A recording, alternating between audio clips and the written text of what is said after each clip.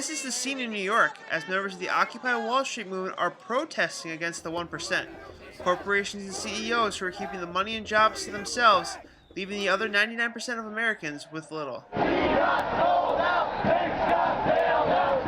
In Hartford, it is a different story.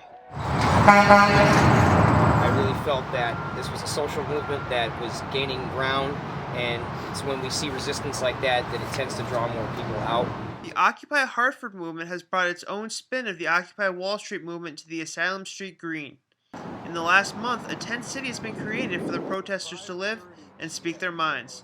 Members of the movement hope that coming to Hartford will spark change in the Nutmeg State. As long as we're discussing things, as long as there's dialogue, I think there's progress being made. The protesters in Hartford are hoping to reform everything from corporate greed to health insurance to even the student loan problem. I like the fact that there's like this kind of interchangeability with the Occupy movement.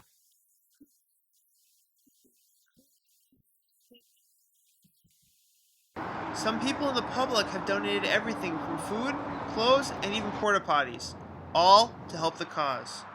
They understand what we need out here, and it's been a blessing. Their one opponent, the city officials, are making sure that everything at the camp stays up to code. Sometimes I think that they're also just trying to keep us on our toes. They just want to keep an eye on us, make sure we're not pulling any strings, doing anything illegal.